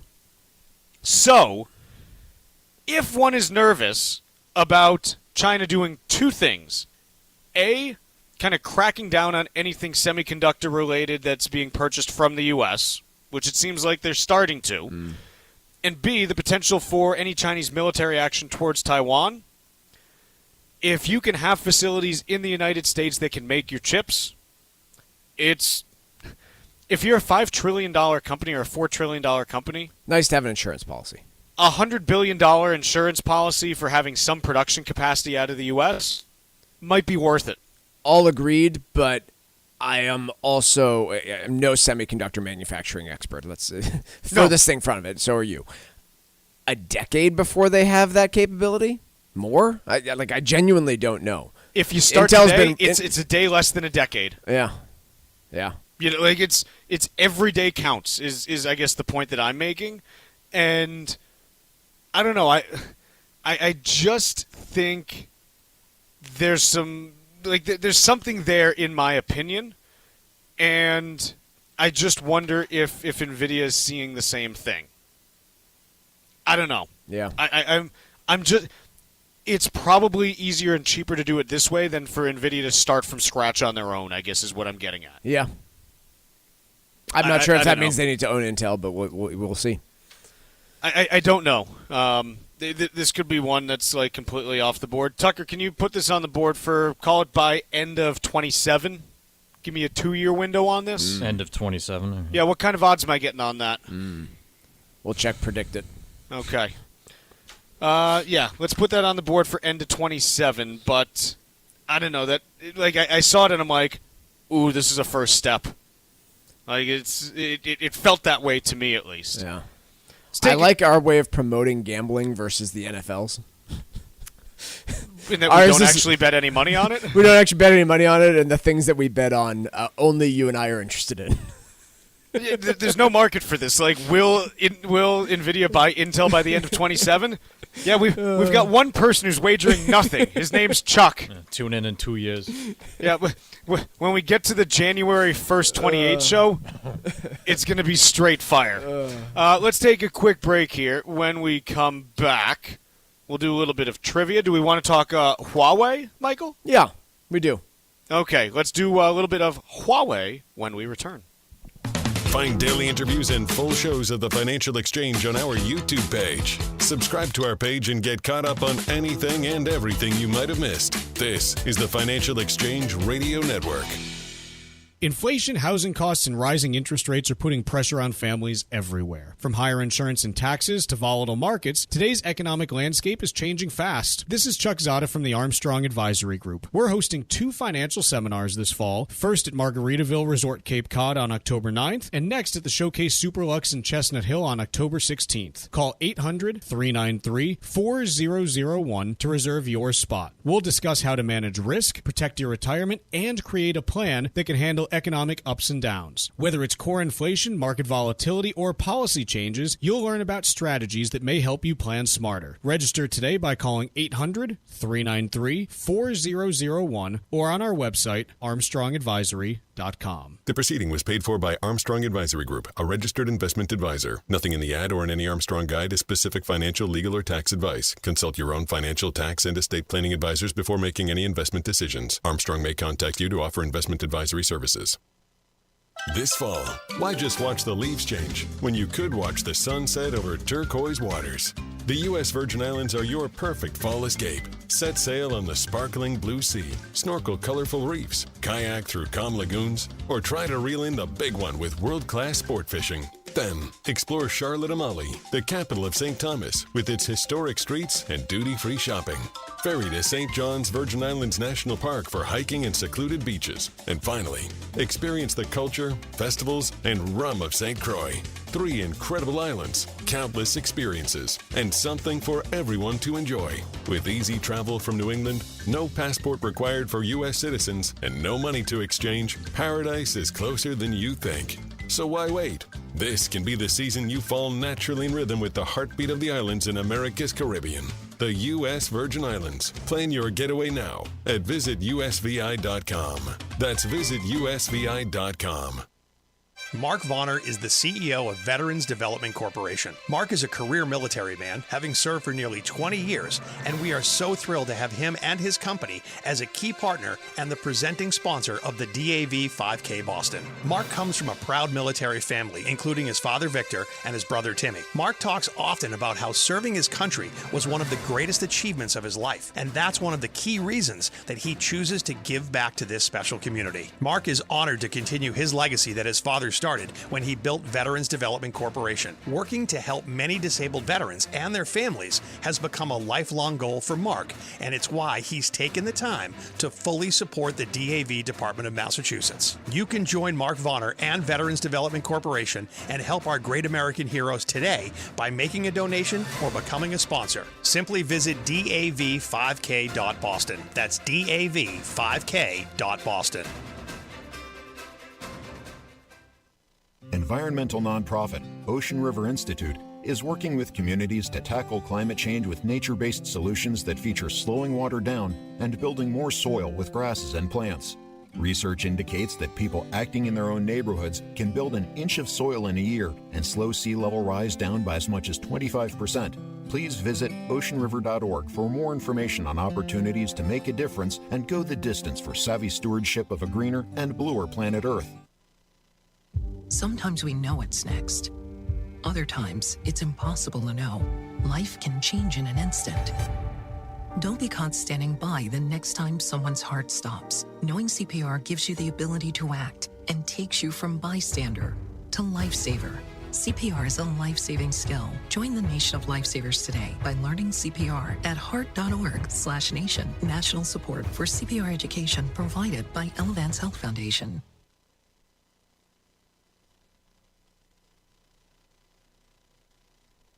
The Financial Exchange is now available every day from 11 to noon on SiriusXM's Business Radio Channel 132. Stay informed about the latest from Wall Street, fiscal policy, and breaking business news every day. The Financial Exchange is live on SiriusXM's Business Radio Channel 132. This is the Financial Exchange Radio Network. This segment of the Financial Exchange is brought to you by the U.S. Virgin Islands Department of Tourism. Looking for a getaway that's easy, warm, and unforgettable? Discover the magic of the U.S. Virgin Islands, St. Croix, St. Thomas, and St. John. Just a short flight from New England with no passport needed and no money to exchange. Soak up the sun, stroll along white sand beaches, and feel the rhythm of the heartbeat of the islands. The USVI is America's Caribbean paradise. Plan your fall escape now at visitusvi.com. That's visitusvi.com. Time for trivia here on the Financial Exchange. And today is Lance Armstrong's 54th birthday. Armstrong gained fame for his performances at the Tour de France after beating cancer. Trivia question today: how many Tour de France titles does Lance Armstrong currently have? Once again, how many Tour de France titles does Lance Armstrong currently have? Be the first person today to text us at 617-362-1385 with the correct answer, and you win a Financial Exchange Show t-shirt. Once again, the first correct response to text us to the number 617-362-1385 will win that t-shirt. See complete contest rules at financialexchangeshow.com. Tour de France. Yeah. Tour de France. Tour de France. Listen, Armstrong was winning those titles when I actually watched the thing. You know, I mean, like back then I thought it was like really cool. It probably still is, but I got to admit he was the only reason that I was watching him back then. Sure. Let's talk a little bit about Huawei. So, Bloomberg report here: Huawei unveils AI chip roadmap to challenge Nvidia's lead. We talked about this a little bit yesterday. So, earlier this summer, we correctly called it, and we're proud to toot our own horn on this, that, hey, the most interesting thing would be the U.S. grants export licenses to Nvidia to send their chips to China, and China says, we're not interested, which is exactly what they said yesterday. The thing we then speculated about yesterday is, hey, what if, you know, China tries to do what they always try to do, which is, hey, you know what? Let's just make so much of this stuff at such a cheap cost that we can then sell it everywhere and put competitors out of business because we can just do it cheaper than everyone else. They've done it with solar panels. They're trying to do it with cars. And they've got a pretty good roadmap for it. And this sure seems like they're trying to do it. Now, these are going to be models that are rolled out in 2028, I'm sorry, 27 and 28, so there's, you know, a year and a half to 2 years before these are coming out. But the question that I posed yesterday that I'll continue to pose today is, okay, you have a pretty convincing case, for me at least, that domestically, Microsoft and OpenAI and Meta and Google probably not going to be interested in these chips. Is that a fair assessment, Mike? I think so. In Europe, I think it's going to be more of a question, but Europe has successfully fended off Huawei inside of telecom systems previously. And so I think that they could do so here, even though their track record is bad at best. Just look at, you know, Chinese EVs overrunning European manufacturers right now. Right. The one that really interests me is what happens with the Gulf states and basically any OPEC country that has committed to buy a lot of Nvidia chips right now. Because it's pretty clear to me that the trade that, you know, these countries see, if you're, you know, the UAE, just as an example, you say, okay, we'll buy, you know, all this stuff and set up a big data center here and we can run it and that'll be great in and of itself. But obviously they also want, you know, defense contracts and things like that. They want U.S. weapons. Clearly, like we've seen how the deals have unfolded. So the question for me is, if China were to go to the UAE and, you know, whoever they want to go to and say, hey, look, I know you're supposed to buy, you know, X billion dollars of Nvidia chips. We'll give you the same performance at 20% of the cost, and we'll buy even more oil from you. Because the U.S. can't commit to buying more oil right now. Like, the U.S. is, like, we're not buying more. We're not the future customer for the Gulf states. And so I think that's the interesting thing that I think I'll watch over the next year or so is, hey, what do we see in terms of potential chip commitments from those countries saying, yeah, we're okay doing that and being in China's ecosystem on this stuff? I'm just curious to see if it plays out that way, because this is not a case where – here's the thing. Like, China can't go to a lot of other countries. There aren't many countries that actually have enough money to buy these in, like, sizable quantities. Like, you can't go to – it's not going to be like the Belt and Road Initiative. China can't go to Cameroon and be like, hey, do you want to buy billions of dollars of our chips? Because Cameroon's going to be like, what do we use these for here? Yeah, we're not going to be a big data center hub. Like, it's just not what we're set up to do. Europe, Middle East. So the question then about these, I think clearly China probably has the capability to manufacture a ton of them. The question is, are they any good? Right? Because like the entire theory that we've been running on here, Chuck, is maybe they will just produce chips that aren't that good, but because they have such incredible power generation capability in China, that it won't matter because they can just build more and more of them, and they'll be able to get around the fact that they're not terribly efficient. That's not the case in Germany. It's not the case in Spain. If you want to start up a data center in Spain and run your AI models on Chinese chips, good luck finding the power. Good luck finding electricity for it. And so that's the question: is are they good enough to sell to customers outside of China, where you can just wipe out an entire city and put up a nuclear power plant because who's going to question you? Piece from Bloomberg Opinion from the full editorial board. Congress has no good excuse to keep trading stocks. Nor have they for the last 30 years, but it hasn't stopped them. No. They once again make a compelling argument that congresspeople, senators should not be able to trade stocks. And once again, it'll be completely ignored, and they will continue to insider trade without having to call it insider trading.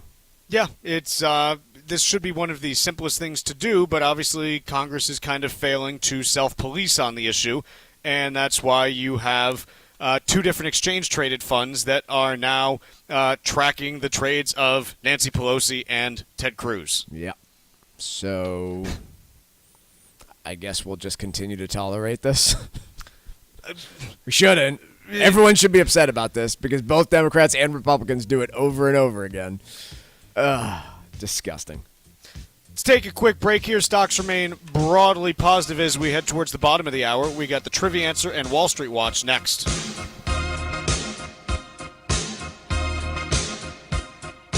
Bringing the latest financial news straight to your radio every day. It's the Financial Exchange on the Financial Exchange Radio Network. Hi, this is Mike Armstrong from the Armstrong Advisory Group. One of the biggest risks to retirement isn't just market volatility, it's longevity. People are living 25 to 30 years after they stop working, and that gives inflation plenty of time to work against you. At just 3% inflation, your expenses double in about 23 years. Add to that the fact that healthcare costs typically rise faster than general inflation, and your later years could be your most expensive. Without a plan, that combination can put real pressure on your savings. That's why we've put together a brand new guide called Inflation in Your Retirement Plan. The guide shows you ways to balance longevity risk with rising costs and strategies that may help you make your money last through decades of retirement. Call 800-393-4001 to get your free copy today. 800-393-4001, or you can request it online at armstrongadvisory.com. The proceeding was paid for by Armstrong Advisory Group, a registered investment advisor. Nothing in the ad or in any Armstrong guide is specific financial, legal, or tax advice. Consult your own financial, tax, and estate planning advisors before making any investment decisions. Armstrong may contact you to offer investment advisory services. This fall, why just watch the leaves change when you could watch the sunset over turquoise waters? The U.S. Virgin Islands are your perfect fall escape. Set sail on the sparkling blue sea, snorkel colorful reefs, kayak through calm lagoons, or try to reel in the big one with world-class sport fishing. Then, explore Charlotte Amalie, the capital of St. Thomas, with its historic streets and duty-free shopping. Ferry to St. John's Virgin Islands National Park for hiking and secluded beaches. And finally, experience the culture, festivals, and rum of St. Croix. 3 incredible islands, countless experiences, and something for everyone to enjoy. With easy travel from New England, no passport required for U.S. citizens, and no money to exchange, paradise is closer than you think. So why wait? This can be the season you fall naturally in rhythm with the heartbeat of the islands in America's Caribbean.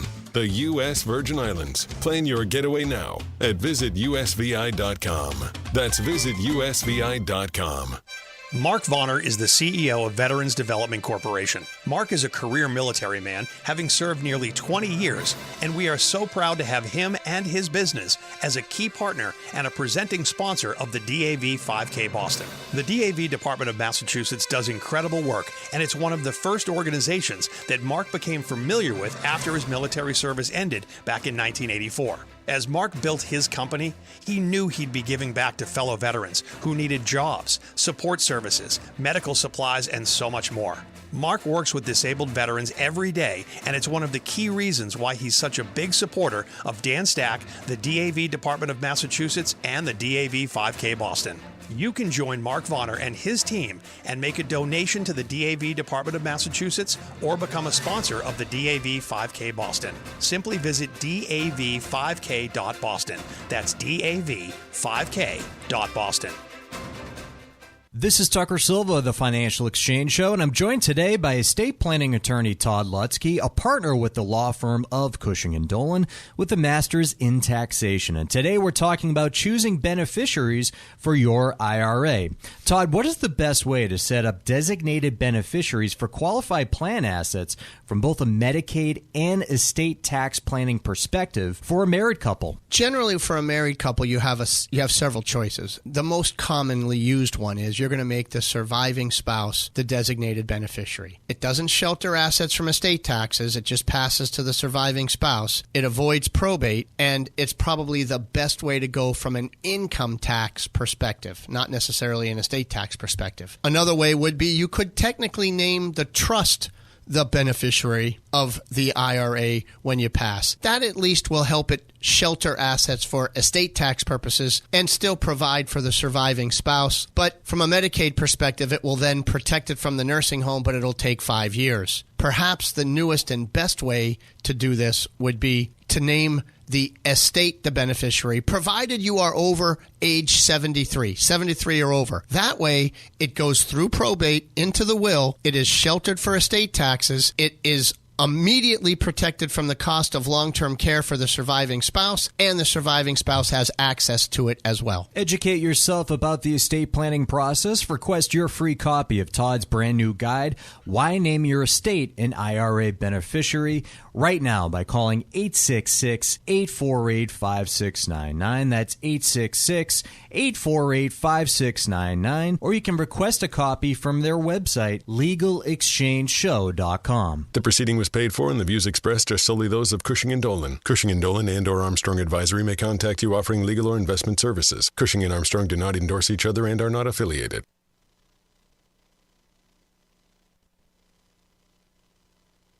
Time now for Wall Street Watch. A complete look at what's moving markets so far today, right here on the Financial Exchange Radio Network. Markets in rally mode after the Fed reduced interest rates by 0.25% at the conclusion of their meeting yesterday afternoon. AI and chip giant Nvidia also remains in the spotlight with more news around them. At the moment, the Dow is up 0.3% or 154 points higher. S&P 500 is up 0.7% or 46 points. NASDAQ up 1.2% or 265 points. Russell 2000 up nearly 1.5%. 10-year Treasury yield up 3 basis points and is now at 4.114%. And crude oil down 0.7%, trading at $63.61 a barrel. The big tech news on the day revolves around Nvidia and Intel, after Nvidia said it would invest $5 billion in struggling chipmaker Intel to co-develop data center and PC products. After shedding 3% yesterday, Nvidia stock is rebounding 3% today, while Intel's shares are surging 28%. Meanwhile, some breaking news this hour where the FTC in 7 states sued Live Nation and Ticketmaster for failing to enforce its own purchase limits, which allowed resellers to buy up large numbers of passes for popular events. Live Nation shares are down by 2% on that news. Elsewhere, shares in Novo Nordisk jumping 6% after the drug maker said late-stage trial of its once-daily obesity pill showed significant weight reduction in line with its Wegovy injectable weight loss drug. PayPal and Alphabet announced it would team up on online shopping, laying out plans to combine PayPal's payment infrastructure with Google's AI expertise. Both PayPal and Alphabet are up about 1%. Darden down by 9% after the Olive Garden owner raised its annual outlook but posted adjusting earnings below forecasts. And after today's closing bell, we'll see earnings from FedEx and Lennar. I'm Tucker Silva, and that is Wall Street Watch. And in the previous segment, we asked you the trivia question: how many Tour de France titles does Lance Armstrong currently have? That would be 0. Yeah, 0. While Armstrong did win 7 Tour de France races, he was stripped of all of his titles due to the use of performance-enhancing drugs. Edward from Billwrecker, Mass. is our winner today, taking home a Financial Exchange Show t-shirt. Congrats to Ed. And we play trivia every day here in the Financial Exchange. See complete contest rules at financialexchangeshow.com. I feel like our trivia is slowly switching to riddles.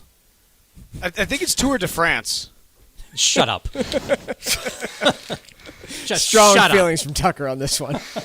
Oh, fantastic. Mike, do you want to talk about whether Gen Zers should include Social Security in their retirement planning or how to start practicing retirement? I like the idea of practicing retirement. Can I practice retirement? Yeah, why don't you just go right now? Yeah, I'll talk to you guys later. So realistically. No, really. Realistically for a moment here. Chuck, have you, I'm sure you have. I do frequently see people retire and then just utterly fail at that retirement. It's usually not because of their overall planning or lack thereof, but I think people just have this oftentimes wrong view of what retirement's going to be like. How do you see it most often?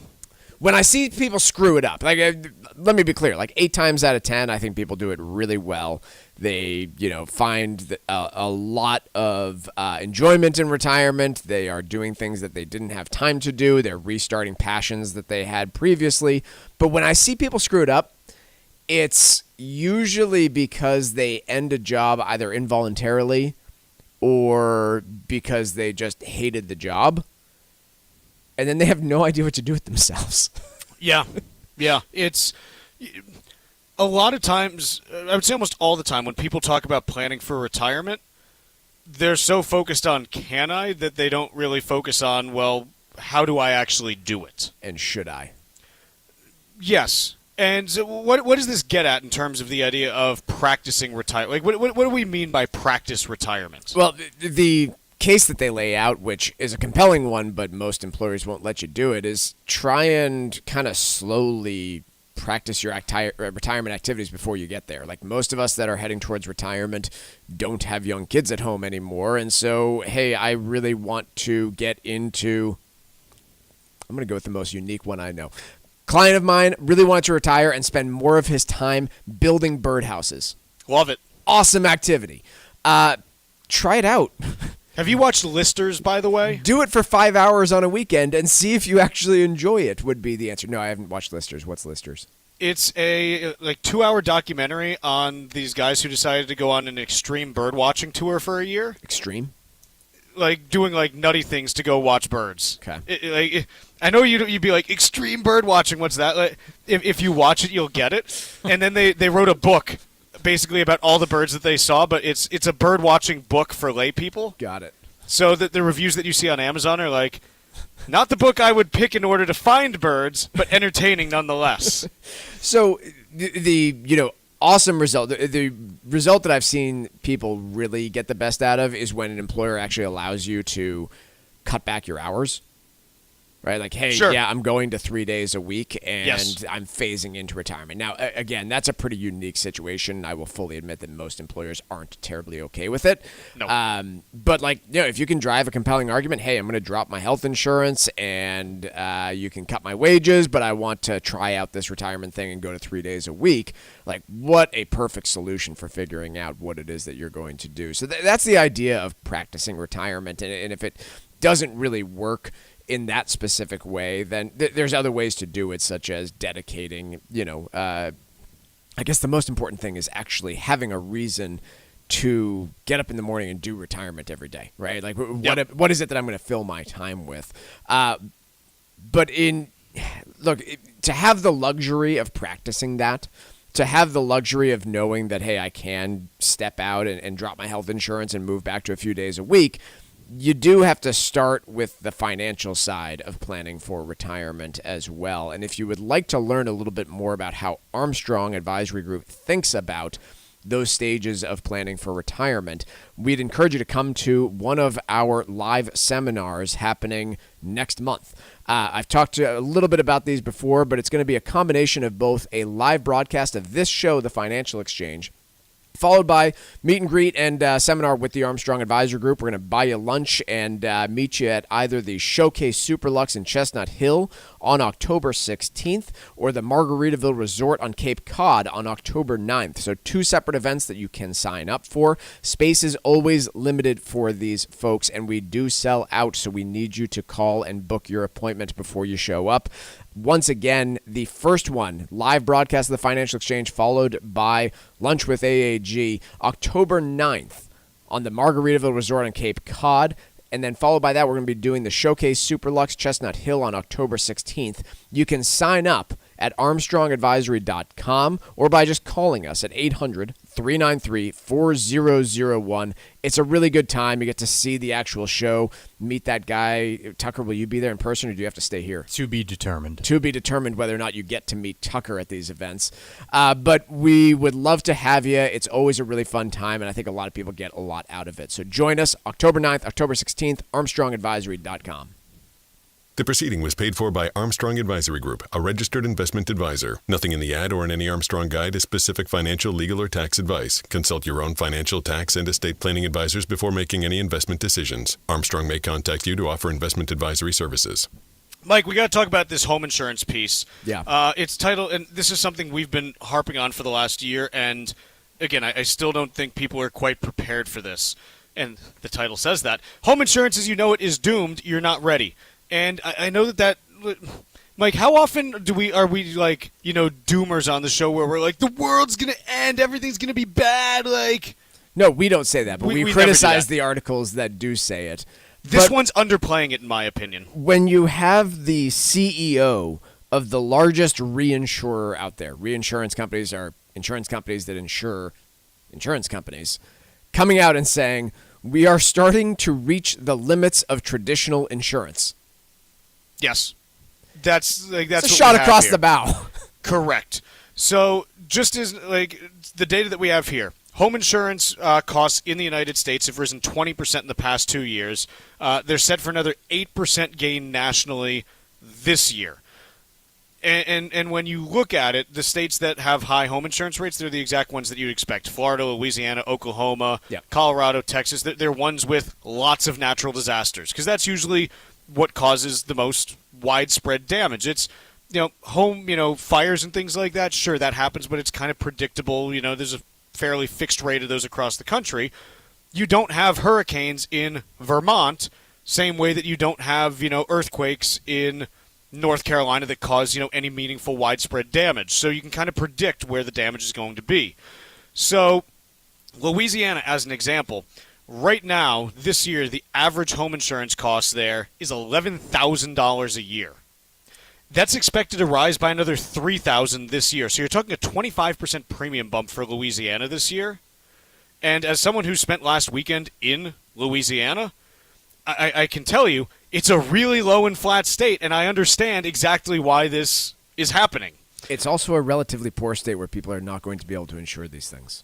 And this is the problem, is what this is going to mean is that even in a world in which interest rates may come down, insurance costs, property taxes, and utilities are going to be a major headwind against the housing market for the foreseeable future.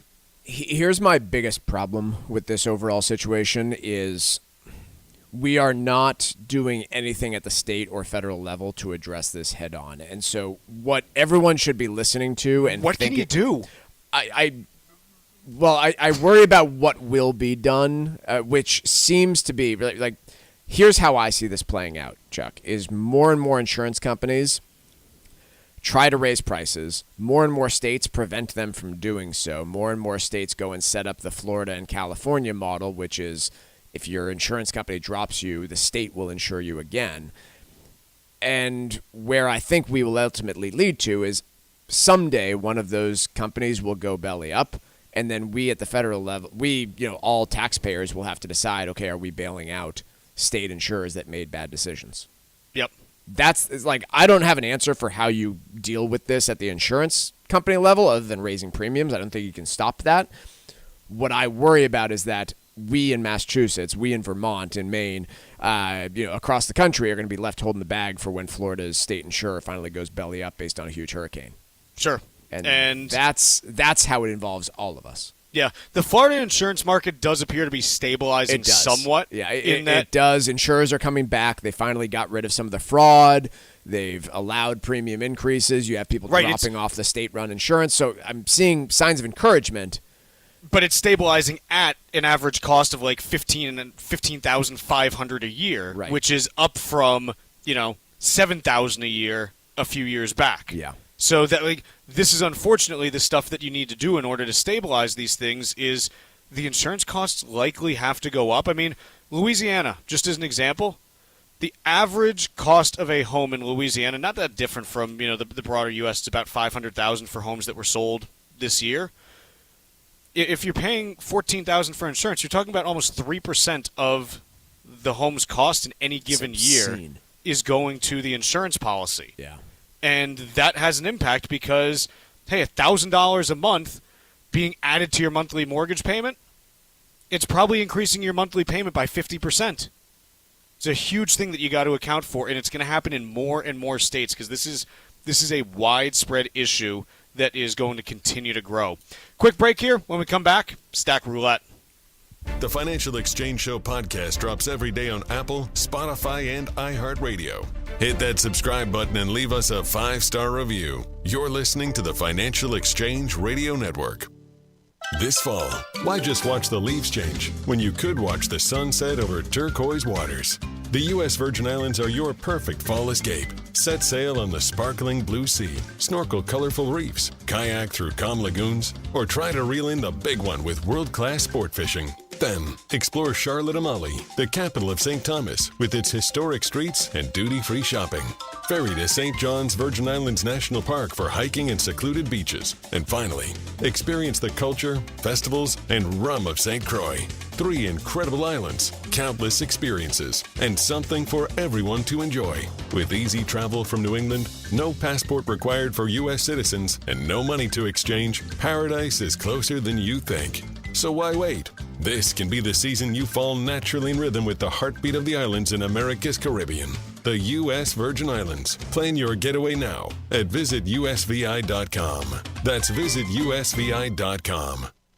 Every dollar you've saved in retirement accounts and life insurance tells a story of hard work, smart choices, and the future you envision for your family. One way to help that story end well is to make a beneficiary choice that does more. This month's free guide from Cushing & Dolan, IRA and Life Insurance Planning, Estate Tax Strategies and Nursing Home Protection, explains how naming your estate as the beneficiary of your IRA or life insurance can add a layer of tax efficiency and nursing home protection, while still allowing your spouse access when it matters. It's about keeping more of what you've built working for your loved ones now and in the years to come.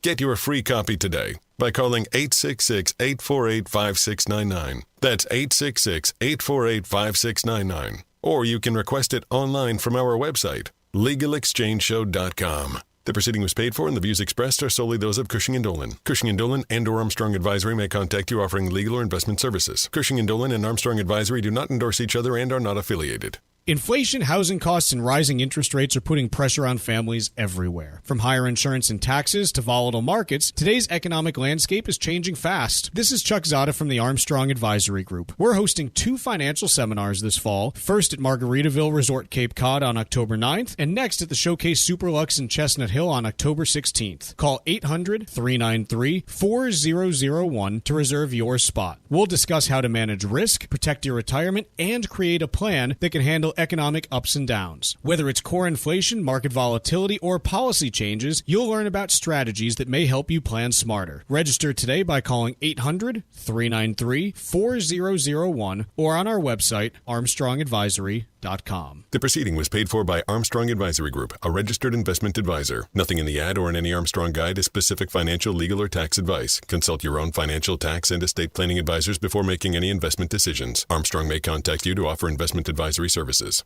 It happens all over Massachusetts. In every home, and every community. Be careful on your bike. Learning can happen anytime, anywhere. We'll see you at practice this weekend. And no matter how learning takes place in your family's life, DESE is there as your partner. The Massachusetts Department of Elementary and Secondary Education. Never stop learning. Find out more at mass.gov/back-to-school. Sponsored by the Massachusetts Department for Elementary and Secondary Education. Cardiovascular disease is the #1 killer of women, taking the lives of 1 in 3. That's more than all forms of cancer combined. For too long, heart disease and stroke have taken the lives of the women we love. But we're not giving up because we have something better, stronger, more powerful. We have each other. When we come together and go red, the more power we have against our greatest health threat. Visit GoRedForWomen.org today to learn more.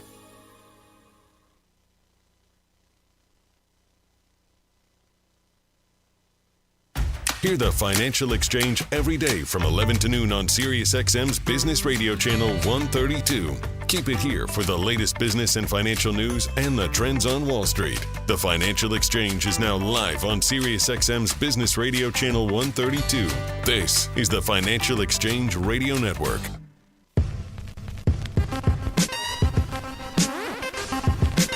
Mike, what do you got for me for Stack Roulette? Chuck, it is apple picking season, and New England is taking home some accolades for the best orchards and corn mazes out there. In fact, according to USA Today, they went and ranked for me the top 10 apple orchards in the country, along with the top 10 corn mazes, which I love a little bit of each of those this time of year. Number 1 corn maze up in Maine, Levant, Maine. I don't know how you pronounce it. Treewargy Family Orchards taking home the number 1 spot there. The corn maze covers over 4 acres. Ooh, it's a whale. Yeah, it's a whale. And then it's a baby wheel. Lyman Orchards in Middlefield, Connecticut, taking home the number 1 orchard across the country, according to USA Today. And then, several other New England orchards rounding out the top 10 on there. So good job. And quite honestly, Midwest, what are you doing not having the top number 1 corn maze in the country? Like, I'm not even really seeing you. Kentucky is like number 5. Honestly, not a corn maze fan. No, too creepy for me. Well, too creepy. Like it creeps me out. Yeah, I'm not with you there, but I can understand why you would say that. Being my height and everything, that corn's awfully intimidating. Yep. So, I want to talk a little bit about Meta's announcement yesterday of these new smart glasses. Heard it went that they really rolled out. well.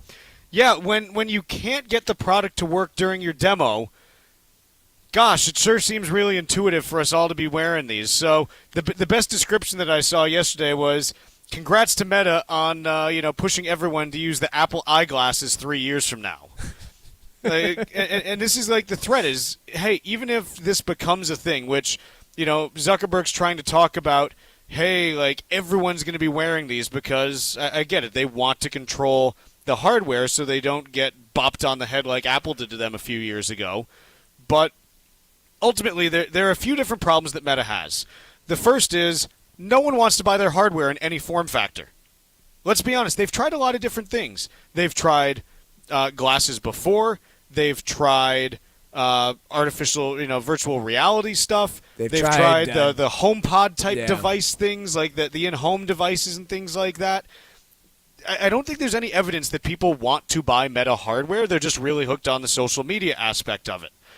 The second piece is, I think a lot of users, particularly Apple users, like continuity within the ecosystem, meaning, hey, even if wearable glasses become a big thing, wearable glasses, all glasses are wearable, aren't they? Even if, wearable technology, AI VR glasses, even if smart glasses become a thing, the Apple consumer is likely to opt for the Apple product, even if it's not the best thing out there, because that's what Apple consumers do. I say this as a proud Apple consumer. I keep buying new iPhones. Why? Because it's already there. Now, I stretch them out as long as possible, like 5 years or so if I can, but I don't want to reinvent myself at this point. So, yeah, Zuck's trying to sell these things. I also don't know how much of a market there is for smart glasses at $800. It's a pretty high price point. the only market for any of this type of stuff is in the gaming industry, and I'm just shocked that we do not have a good gaming VR headset that people are mass buying and producing right now. So, it's, I thought this was interesting. Let's take a quick break for the rest of the day. Back at it tomorrow, though. We're going to finish off the week on the financial exchange.